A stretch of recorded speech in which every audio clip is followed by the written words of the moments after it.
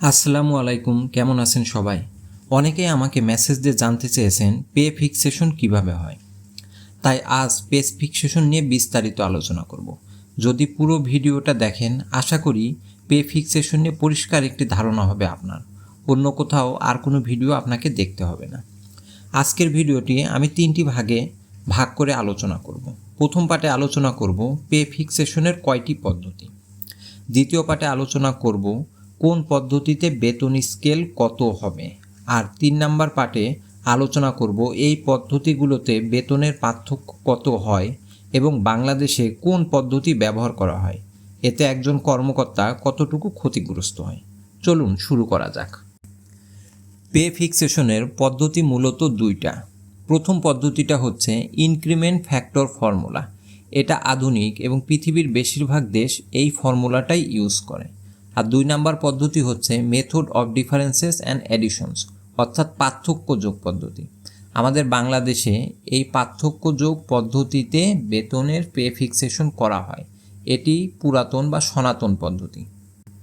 Increment factor পদ্ধতির সূত্রটা হচ্ছে বর্তমান মূল বেতন এবং ওই স্কেলের প্রারম্ভিক মূল বেতন। উদাহরণ হিসেবে ধরি, নবম গ্রেডে জয়েন করা একজন কর্মকর্তা ইনক্রিমেন্ট পেয়ে তার বর্তমান বেসিক হয়েছে 30,990 টাকা, আর তার প্রারম্ভিক বেসিক ছিল 22,000 টাকা। সুতরাং ইনক্রিমেন্ট ফ্যাক্টর হবে 30,990 ডিভাইডেড বাই 22,000 ইজিক্যাল টু 1.4086, অর্থাৎ ইনক্রিমেন্ট ফ্যাক্টর 1.4086। ইনক্রিমেন্ট ফ্যাক্টর দিয়ে কিভাবে বর্তমান বেসিক নির্ধারণ হয় সেটা সূত্র হচ্ছে ইনক্রিমেন্ট ফ্যাক্টর ইনটু বর্তমানে নবম গ্রেডের প্রারম্ভিক বেসিক। ধরি নতুন পে স্কেল যেটা দিবে, অর্থাৎ নবম পে স্কেল, সেখানে নবম গ্রেডের সর্বনিম্ন বেসিক মানে প্রারম্ভিক বেসিক হবে 44,000 টাকা। এখন সেই কর্মকর্তা নতুন পে স্কেলে বেসিকটা হবে 44,000 ইন্টু ইনক্রিমেন্ট ফ্যাক্টর অর্থাৎ 1.4086 ইজিক্যাল টু 61,961 টাকা। অর্থাৎ সেই কর্মকর্তা নতুন পে স্কেলে বেসিক হবে 61,991 টাকা। এখন আমরা আলোচনা করব পার্থক্য যোগ পদ্ধতি নিয়ে। পার্থক্য যোগ পদ্ধতির সূত্রটা হচ্ছে বর্তমান মূল বেতন ডিভাইডেড বাই প্রারম্ভিক মূল বেতন। আমরা ইনক্রিমেন্ট ফ্যাক্টর পদ্ধতিতে সেই কর্মকর্তার ইনক্রিমেন্ট পে বেতনের যে বেসিক সেটা ধরেছিলাম 30,990 টাকা, আর আমরা জানি নবম গ্রেডে প্রারম্ভিক বেসিক 22,000 টাকা। সুতরাং পার্থক্য যোগ পদ্ধতিতে 30,990 থেকে 22,000 বাদ দিলে হয় 8,990 টাকায়। এখন ধরি নবম পে স্কেলে নবম গ্রেডের জন্য প্রারম্ভিক বেসিক হবে 44,000 টাকা। যদিও এটা আমরা অ্যাজাম্পশন হিসাবে ধরছি, তাহলে সেই কর্মকর্তার নতুন বেসিকটা হবে 44,000 টাকার সাথে ওই যে 8,990 টাকা সেটা যোগ হবে। এর ফলে সেই কর্মকর্তার নতুন বেসিক হবে 52,990 টাকা।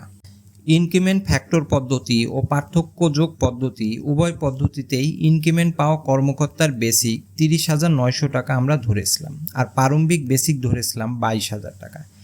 হিসাব বোঝানোর সাথে নতুন যে পে স্কেল হবে সেখানে নবম গ্রেডের প্রারম্ভিক বেসিক 44,000 টাকা ধরেছিলাম। পার্থক্য যোগ পদ্ধতি ও ইনক্রিমেন্ট ফ্যাক্টর পদ্ধতির ভিতরে বেসিকের পার্থক্য হচ্ছে 9,001 টাকা 6 পয়সা। সারা বিশ্বের বেশিরভাগ দেশে ইনক্রিমেন্ট ফ্যাক্টর পদ্ধতি ব্যবহার করা হলেও বাংলাদেশে ব্যবহার করা হয় পার্থক্য যোগ পদ্ধতি।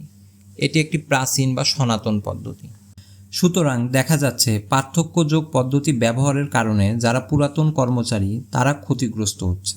আমরা যে হিসাবটি দেখলাম সেখানেই দেখবেন বেসিকের পার্থক্য হয়েছে 9,001 টাকা।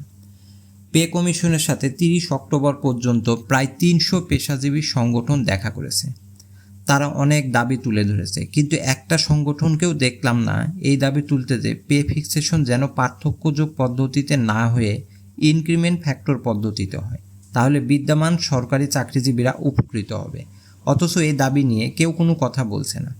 তাছাড়া পৃথিবীর বেশিরভাগ দেশেই ইনক্রিমেন্ট ফ্যাক্টর পদ্ধতি ব্যবহার করা হয়, তাহলে আমাদের দেশে কেন সনাতন পদ্ধতি ব্যবহার করা হবে?